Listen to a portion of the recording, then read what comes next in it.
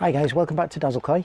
So today's video, I'm going to talk about 9 koi keeping myths that I see talked about regularly, mentioned regularly. I'm going to bust all 9 of them today. Some of them I don't think will be huge points, I guess, but a couple of them certainly will be, you know, quite contentious, quite surprising to you. So yeah, stick around for them and we'll get cracking.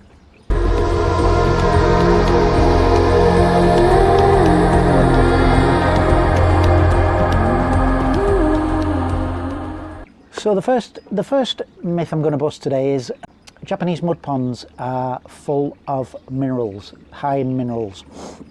This one I see a lot. People believe that mud contains minerals. They believe the minerals are somehow what are helping koi to grow well in mud ponds. Yeah, quite a myth. To the point, you know, a lot of people add clay to their ponds because they think the clay is providing minerals that they're kind of trying to make their water more like the water in a Japanese mud pond. Unfortunately, that is not true. It actually couldn't be further from the truth. The Japanese mud ponds, the water in the mud ponds is almost entirely void of minerals. So, yeah, a big myth. The reason a lot of the mud ponds are mud ponds is that they were formerly rice fields, paddy fields. So back in the day when rice was very profitable, a lot of land was given over to growing rice. And the reason they chose the sites that they did for the rice is that the land was pretty much dead. As I say, no minerals in there, nothing in the land at all. And so basically rice was the only thing that would actually grow in there. And then time went on, rice became less profitable. Koi became more profitable. People started to breed koi more and more, and they used the former rice fields for mud ponds to put their koi in. And so yeah, as such, the land, the soil, and subsequently the water in the mud ponds is, as I say, almost entirely void of minerals. The pH in the water is around about 7, so pretty much neutral. And that pH is the same in boreholes, in wells, even in the main supplies in Japan. So the mud pond pH of 7, which is good, is also the same in the concrete ponds inside the breeders' houses, etc. They're all around 7 as well. So no benefit in terms of pH from the mud ponds over concrete ponds. KH is about 1 to 1.5 degrees, so again, very little KH. Minerals in terms of calcium, magnesium, virtually zero, practically nothing at all in there. And the TDS typically is around 25 ppm, so as you can see, nothing at all in that water. The temperature's typically around 24-25 degrees, which is ideal for growing. So I guess you're wondering why mud ponds are so successful for growing koi and why they work so well. Essentially, a combination of the temperature, the food that's going in, and the pH of 7, which as I say is also the same as the mud ponds. The reason the mud ponds, is also the same as the concrete ponds. The reason the mud ponds are favoured over the concrete ponds, essentially, it comes down to running costs. With a mud pond, little to no running costs. Sometimes they may need an aerator on there, sometimes not. Just little to no running costs from a mud pond, and as I say, the volume, the extra volume. But in terms of minerals, no minerals at all in there. All the minerals the koi needs, and they do need minerals, all the minerals they need come from food. And that's why you should always use a good quality koi food. It contains all the minerals and everything else that your koi needs. So yeah, first myth busted. Japanese mud ponds are high in minerals. So myth number 2. My filter biological media has become coloured, therefore it must be colonised with bacteria. Yeah, I hear this a lot. Essentially, it isn't. Biofilm is invisible to the naked eye. You can't see it. You never will see it. It is entirely down to staining. So staining of the media. It could be that it's, you know, you removed over time any film or layer on the media has been removed. That can also change the colour of it sometimes, but essentially it's staining. You can't see biofilm. So myth number 2, my media is discoloured, so my biofilm has grown. Not true, unfortunately. Okay, myth number 3, UV clarifiers kill single cell algae. Again, one I see a lot. People believe that UV light somehow kills things, anything, I guess. It doesn't. UV clarifiers use the UVA wavelength of the UVA part of the light spectrum. UVA is not strong enough to kill anything. It doesn't kill single-celled algae, which is kind of the lowest sort of life form. It doesn't kill bacteria. It doesn't kill anything. It's not strong enough. Basically, what it does, it causes the single cells. If that's a single cell, it causes the cells to clump together and stick together. It's called flocculation. And they clump together. It can go through the system, through the filter many times, continuing to flocculate and clump together until those lumps of cells become big enough that your mechanical filtration can catch them. And that's when those cells are then removed from your water by your mechanical filtration, and your water becomes clear. Nothing at all is killed by UV light. So myth number 3, UV clarifiers kill single-celled algae. Myth number 4, bigger filters mean you can keep more koi in a smaller volume of water.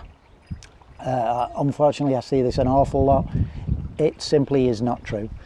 If you imagine from a filtration point of view, if you imagine mechanical filtration, your mechanical filter will take out everything that's in your system, everything that's in there, to the point that there is no more solid waste left in your system.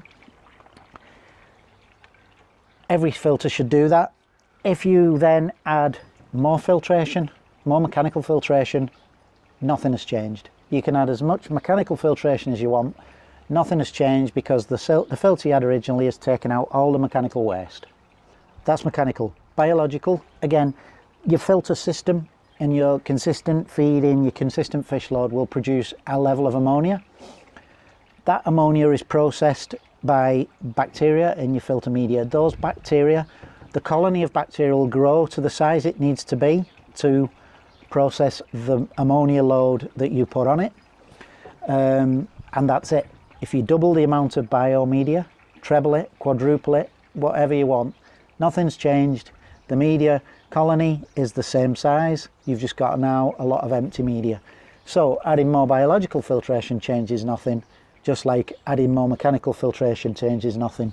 And the biggie is, the reason that small volumes of water are not suitable for koi is that there is, essentially it comes down to dilution. So as well as the physical volume and the room and the space that your koi need to move, dilution is the king in terms of the things the koi release, which subsequently inhibit growth. But also in a small volume, you're on a knife edge when it comes to ammonia, nitrite. You know, a small increase will cause a big spike, and it's those things that cause you problems. No filter will make the processing of those any quicker. They are still a problem, as are pH swings. Koi are very sensitive to pH swings. In a small volume, a little bit of rain, for example, which is tending to be acidic, can drag the pH of a small volume down very quickly. Problematic for your koi. Likewise, things that push up the pH will do the same. You don't have that volume for that dilution. Temperature is another one. The smaller the volume of water, the more the temperature will fluctuate during a typical day, and again, more problematic for your koi. So adding more filtration is not a workaround for a small volume of water. A small volume of water cannot be made to house bigger koi by throwing more filtration at it. So yeah, myth number 4, filtration. Increasing the size of my filtration means I can add more koi in a small volume of water. So myth number 5, leaving my new pond with water in and no fish is beneficial. So the belief is that you somehow need to leave a new pond time to cycle, to do something before you put your new fish in. The fact is, the best water we can provide for our koi is tap water. And once that water leaves the tap and we then remove the chlorine and chloramine that's in there, that is the best water we can provide. And as koi keepers, our job is to really minimize the degradation, the decline of that water, and to keep it as close to that tap water as possible. So you can see cycling and leaving that water with no koi in, you're achieving absolutely nothing, and in fact it's actually counterproductive because the water quality is declining. So new pond, fill it up from the tap, get the chlorine, chloramine removed, or let it gas off if you just have chlorine, get your fish in. I have a video on starting up a new pond. Have a watch of that if you're in that at that point and you're going to go through that process. But essentially the amount of ammonia that your pond koi system generates is related to how much food you put in. So put the koi in there, within 48 hours they're not producing any more ammonia.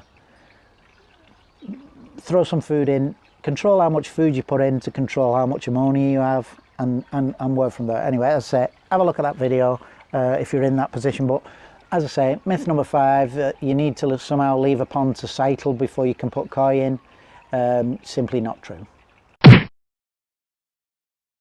Myth number 6, koi will only grow to the size of the pond or vessel or volume that they're in. Mostly myth. A tiny element of truth in this one, in that koi in a smaller volume of water than they should be, their growth will be stunted, albeit temporarily stunted, but it's not because the volume of water that they're in per se. It's simply because the volume of water being small means typically water quality will suffer. It means pH will fluctuate, temperature will fluctuate, ammonia, nitrite spikes will happen. All those things inhibit the koi from growing. Those kind of things which a small volume of water is more susceptible to will stunt your koi's growth. But essentially it's not because they're in a small volume of water, it's because of the problems that having them in a small volume of water brings about. If you could somehow avoid those, then your koi would still grow. And your koi's ultimate size is down to genetics. It's pre-programmed. You may stunt it along the way, it may suffer along the way, but ultimately it's in its genetics, so it will recover that growth eventually. But yeah, myth number 6, koi will only grow to the size of the volume that you keep them in. Myth number 7, baking soda will increase the pH of my pond, full stop. And the reason there's a full stop at the end of this is because, again, there is an element of truth in that baking soda can increase the pH of your pond, but you cannot say baking soda will increase the pH of your pond. The reason is this: if you have baking soda is typically 8.35, 8.4 pH. If your pH of your pond is 7 and you add baking soda, it will increase the pond pH towards 8.4. However, if the pH of your pond is 9, you can add baking soda and the baking soda will reduce the pH of your pond towards 8.4. So the kind of blanket statement that baking soda increases pH is not true. It is a myth. And the reason being, it's one of the materials whereby you add baking soda to a volume of water, and you can add it until you're blue in the face. You can add it forevermore. The pH of that solution will never go above 8.4. So as you can see, yeah, pH of baking soda is 8.4.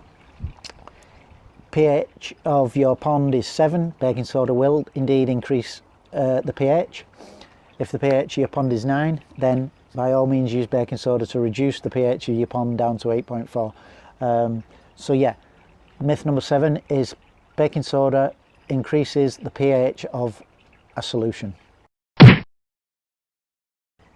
Myth number 8, koi hibernate in winter.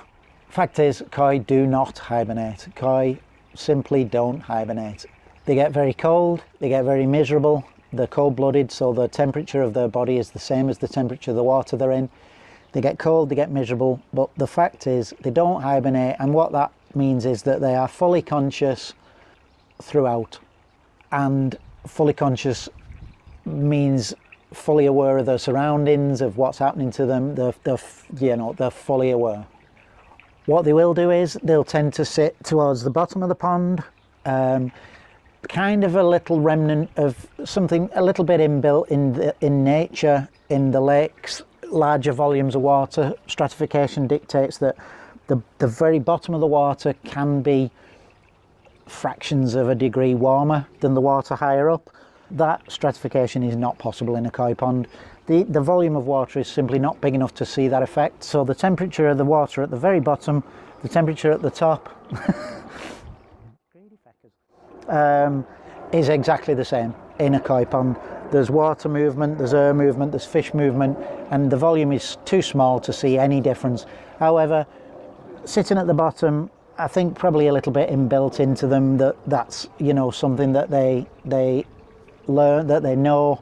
They sit at the bottom, but also it conserves energy. It takes less energy to sit motionless on the bottom.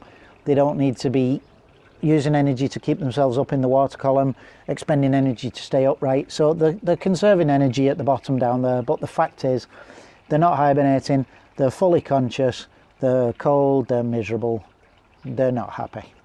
So myth number 8, koi hibernate in winter. And lastly, myth number 9, preventative treatment works.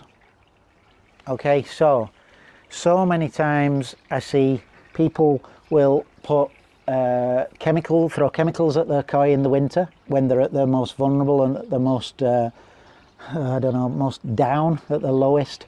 They'll throw chemicals at them in a belief that treating the pond will somehow prevent illnesses, ailments, parasites, whatever it may be.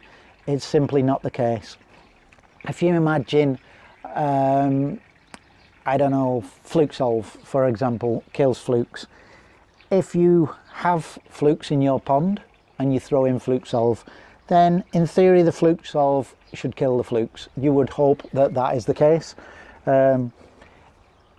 If in winter you don't have flukes and you throw fluke solve in, what that is achieving nothing. You can't kill what's not there. If there's something there, diagnose it, treat it accordingly, but blindly, randomly throwing in chemicals to treat something that isn't there in the name of preventing it somehow being there in the future is a nonsense. Most of these chemical treatments have an active lifetime of a few days at most, probably 5-6 days at the most. If there's something there within that 5 or 6 days, great, it'll kill it. But if it's not there, it can't kill it. After 5 or 6 days, the chemical's spent, as is your money, and you have had the negative impacts on your koi that all of those chemicals carry, the side effects that come with them, they're all harsh. So yeah, there's nothing in it at all. There's no benefit to treating unless you have a problem. So the final myth, number 9, koi preventative treatment works.